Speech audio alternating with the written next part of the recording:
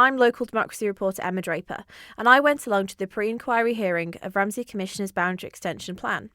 The authority believes it needs to grow to encourage development in the town, a view challenged by Lezayre and Garff Commissioners. Clerk of Ramsey Commissioners Tim Caine was impressed with how the initial meeting went. I think it's gone very well, the pre-inquiry. It's to really set out the process. That's what today's meeting was about. We haven't had all of the information that we need yet, so it's good that there's been a slight delay in the process to allow us to see what's there and allow everybody else to understand the responses and what they might want to say or add to the argument. I'm a Ramsey resident. I'm pleased that we're looking at the future.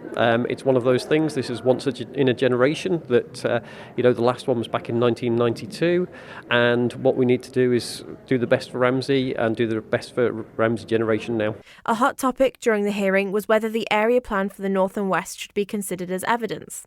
Chair of the inquiry, Peter Taylor, said a planning officer will be at the formal hearing to explain what has been earmarked for development in the plan.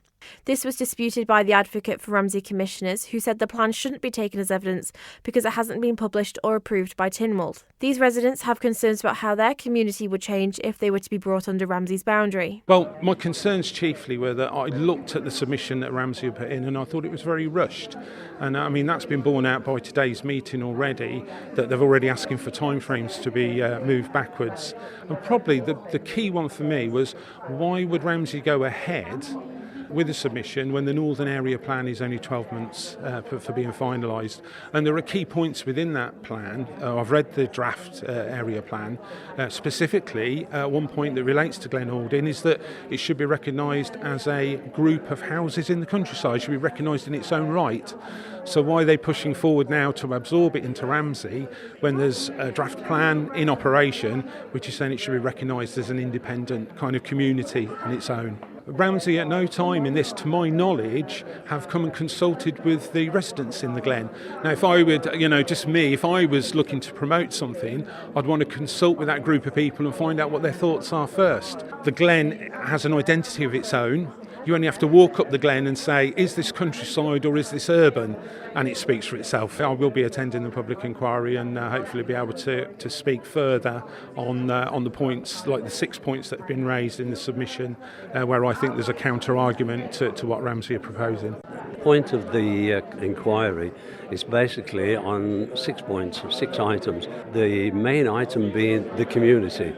Ramsey are not in a position at the moment now to serve the community that exists already here, be it Ramsey people or be it Lezayre people. So going forward into the plan, the Northern Plan, as they're saying we should go forward, and 100,000 people, and they're looking to expand their boundaries to take a proportion of that, they can't fulfil their commitment now.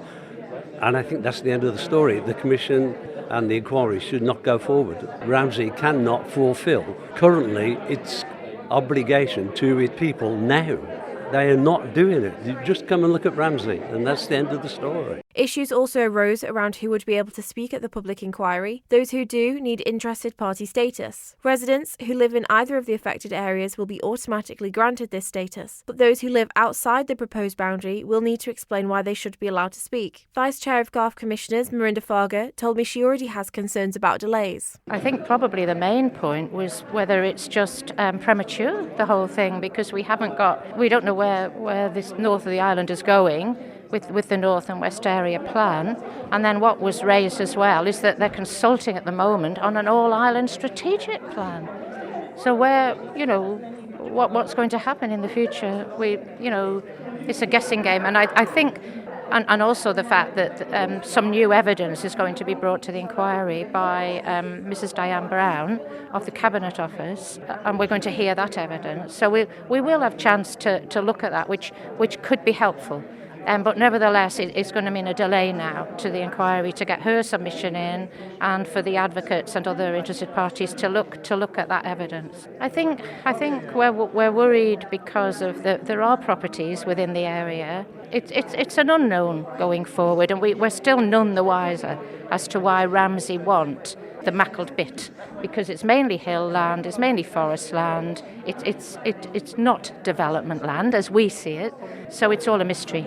Lezayre Commissioner Viv Caine echoed Ms Varga's concerns. If they can't find dates to suit everybody, and that means it's Ramsey that wants this, they've put all this lot forward, not us.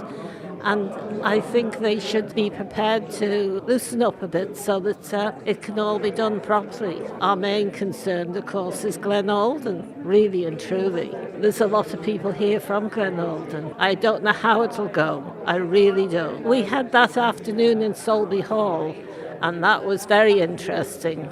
You know, the amount of people that came and expressed their opinion on things. It was wonderful, and I think that's where Glen Alden people have written in since. But it'll be interesting, the outcome of it. There isn't a lot I can say at the moment because we don't know what's going to come out, do we?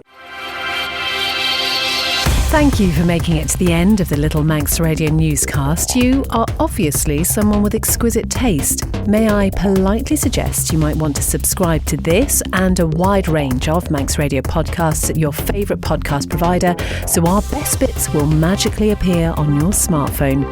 Thank you.